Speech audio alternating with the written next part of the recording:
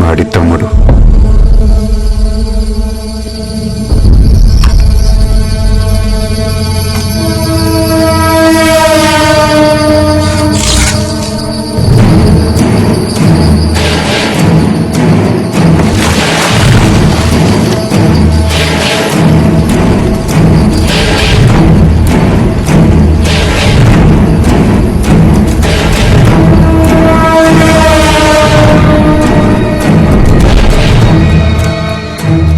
తమ్ముడే ఇలా ఉన్నాడంటే భైరవుడు ఇంకెలా ఉంటాడో.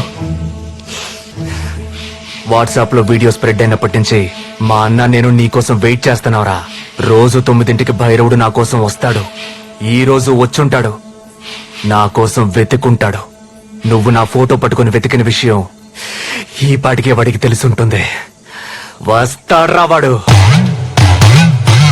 13 ఏళ్ల వయసు తర్వాత మా అన్న ఇంకేం చేయలేదనుకుంటున్నావా? ఊరు నుంచి వచ్చాక ఊరికే కూర్చోలేదు. నెల్లూరులో 2012 తమిళనాడు ఎక్స్ప్రెస్ లో ఒక బోగి తగలబడి 47 మంది చచ్చిపోయారు. గుర్తుందా? అది యాక్సిడెంట్ కాదు, మా అన్న చేసిందే. ఆ తర్వాత సంవత్సరం హైదరాబాద్ లో ఒక బస్సు ఫ్యూల్ ట్యాంక్ పేలి 37 మంది చచ్చిపోయింది. 2 సంవత్సరాల ముందు చిత్తూరులో గ్యాస్ పైపు లీక్ అయి జనాలు కాలిపోయింది. ఇవన్నీ మా అన్న చేసినవేరా. అక్కడ జనాలు గుంపులు గుంపులుగా ఏడుస్తుంటే చూసి మేము సంతోషపడ్డాం. ఇవే కాదు, ఇంకో 10 సంవత్సరాల వరకు ఏమే చేయాలో అన్ని ప్లాన్ చేసి పెట్టారా. హలో వినయ్, శివకు ఫోన్ ఇవ్వు. శివ వద్దు. హలో. అరే శివ, వాడిని ఏం చేయలేదు కదా? లేదు, ఏం చేయలేదు. మంచి పని చేసావు. నువ్వు వెంటనే అమీర్పేట చౌరస్ దగ్గర రే, ముందు టీవీ పెట్టి న్యూస్ ఛానల్ చూడు. ఇక టీవీ లేదు. ఏం జరిగింది? నువ్వు ఒకరిని పట్టుకొచ్చావు కదా.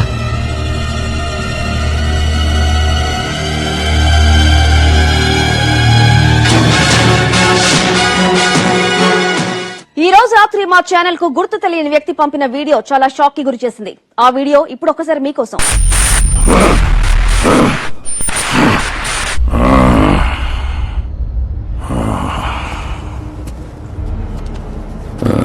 ఎక్కడి నుంచి మొదలెట్టాలో తెలియడం లేదే. ఏ హత్య నుంచని చెప్పాలి? మీలో చాలా మందిని నేను ఇంతకు ముందే చూసుండొచ్చు. ఈ సిటీలో ఉన్న మీ ఫ్రెండ్, ఫ్యామిలీ మెంబరు అనుమానాస్పదంగా చచ్చిపోయి అది చూసి మీరు లబోదిబోమని ఏడ్చుంటే ఖచ్చితంగా నేను మిమ్మల్ని చూసుంటాను. ఎందుకంటే అది నేను చేసిన హత్య అయి ఉండొచ్చు.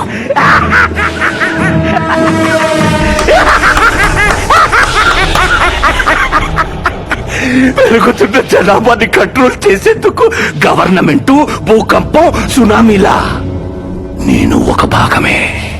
నిన్నటి వరకు నా నీడని కూడా ఎవ్వడూ తాకలేకపోయాడు. కానీ ఈరోజు ఒకే ఒక్కడు నా పేరు, నా ఊరు, నేను 12 ఏళ్ల వయసులో చేసిన మొదటి హత్య నుంచి మొన్న చేసిన హత్య వరకు అన్ని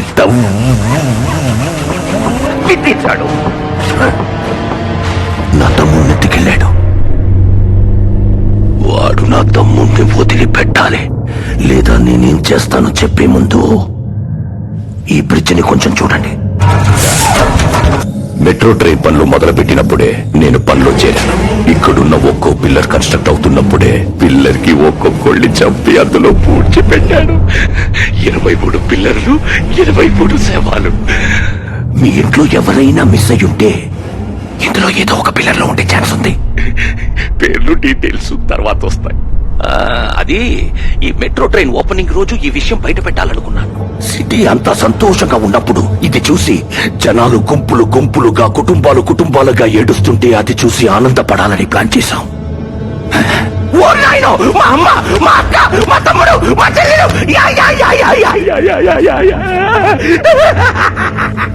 కానీ వాడు ఒక్కడి వల్ల నా సంతోషం సగంలో ఆగిపోయింది. ఇప్పుడు వాడు నా తమ్ముడిని వదిలిపెట్టాలి, లేదా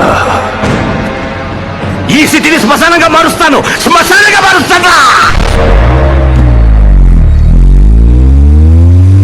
హత్యకు గురైన మృతుల వివరాలు: pillar number 17 K Hanumantharao 85, P Srinivasarao 130, Sudhakar 149, G Lalita 160, Mohammad Saida 160. మీరేడుస్తుంటే చూసి సంతోషపడుతున్నాడు. కొద్దిసేపటి క్రితం టీవీలో నా తమ్ముడిని వదిలిపెట్టాలని చెప్పాడు కదా, ఆ తమ్ముడు వీడే. వీడిని పట్టుకున్న నేనే. వీడిని వదిలేస్తే మళ్ళీ ఇద్దరు కలిసి హత్యలు చేస్తారు. ఈ బ్రిడ్జ్ లో పూడ్చిన 23 మందే కాదు, పుట్టినప్పటి నుంచి వీళ్ళు ఇదే చేస్తున్నారు. ఇప్పుడు చెప్పండి, ఏం చేద్దాం వీడిని?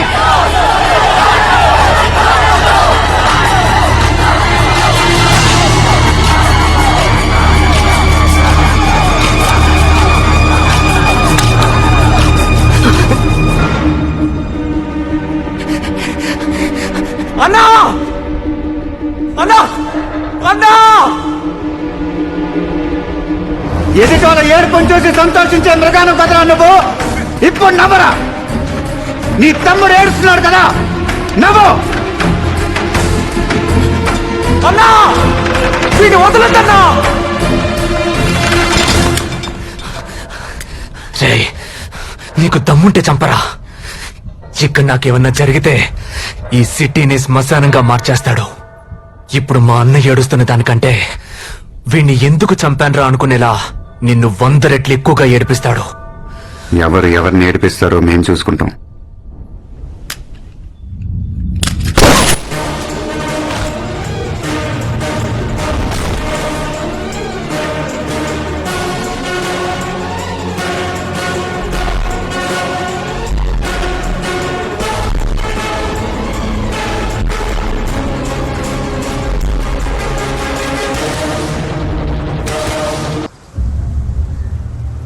ఇది నిజంగానే మనకు క్రూషియల్ టైం. సిటీలో మిస్సింగ్ కేసులన్నీ పెద్ద థ్రెట్ గా తయారయ్యాయి. ఏం జరిగి ఉంటుందనేది నిన్న రాత్రే మనకు ఒక క్లియర్ వ్యూ దొరికింది. యాక్చువల్ గా పిల్లర్స్ లో పూడ్చిపెట్టిన వాళ్లే కాకుండా ఇంకా చాలా మంది విక్టిమ్స్ ఉండొచ్చని సస్పెక్ట్ చేస్తున్నాం. వీలైనంత త్వరగా మనం వాడిని పట్టుకుంటేనే పబ్లిక్ పానిక్ అవ్వకుండా ఆపగలం. ఇంత పెద్ద విషయాన్ని మనకంటే ముందే ఒకడు కనిపెట్టాడు, కానీ వాడు ముఖం కనపడకుండా చీకట్లో ఉండి జాగ్రత్త పడ్డాడు. వాడెవడనేది మనం ఫైండ్ అవుట్ చేయాలి, లేదంటే పబ్లిక్ కి పోలీసుల మీద నమ్మకం పోతుంది. So initiate an emergency task force. ఆ హంతకుణ్ణి, వాణ్ణి కనిపెట్టిన వాడిని ఇద్దరిని మనం పట్టుకోవాలి.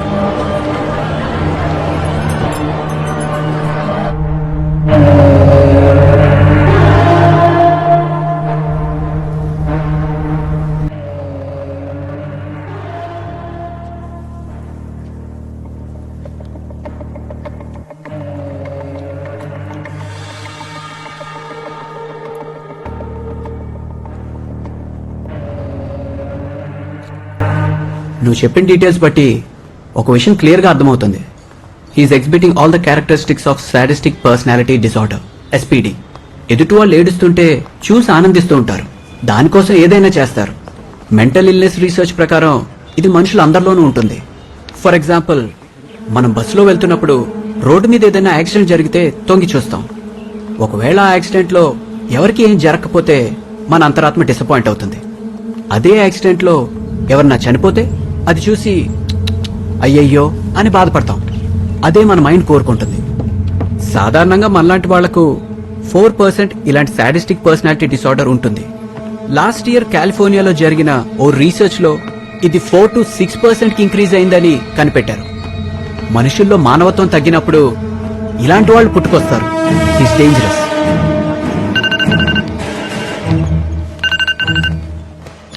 హలో హలో శివ, చెప్పండి. నేను ఇన్స్పెక్టర్ గోకుల్నాథ్ మాట్లాడుతున్నాను. మిమ్మల్ని అర్జెంట్ గా మీట్ అవ్వాలి, భైరవుడి గురించి.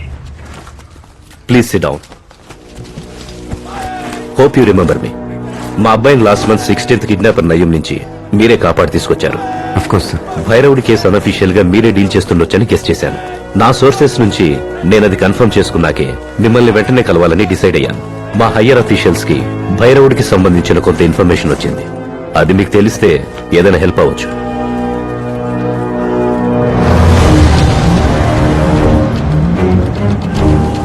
భైరవుడి చైల్డ్హుడ్ గురించి మీకు తెలిసుండొచ్చు. వాడు వాడి తమ్ముడు ఇంకా ఏమేం చేయాలో ప్లాన్ చేసుకుంది చూస్తే షాకింగ్ గా ఉంది. సిటీలో ఉన్న ఏదో ఒక హాస్పిటల్ ని టార్గెట్ చేశాడు. ఆ హాస్పిటల్లో ఉన్న పేషెంట్స్ ని ఏదో చేయబోతున్నాడు. ఏం చేయబోతున్నాడో తెలీదు. భైరవుడి కోపమంతా ఇప్పుడు మీ వైపు తిరిగింది. కోర్స్ అది ఒకందుకు మంచిదే. అందుకనే ప్రస్తుతానికి హాస్పిటల్ ప్లాన్ ఆపుంటాడు. పోలీసులు ఒక పక్క ట్రై చేస్తున్నారు. మీరు వాడిని పట్టుకుంటే ప్రాణాలతో పట్టుకోవాలని గుర్తుంచుకోండి. ఎందుకంటే అదే హాస్పిటల్లో తెలిసింది వాడొక్కడికి. కరెక్ట్ టైంలో వాడు తమ్ముడిని వేసేసావు. ఇప్పుడు వాడి ఫోకస్ వేరేలాగా ఉంటుంది.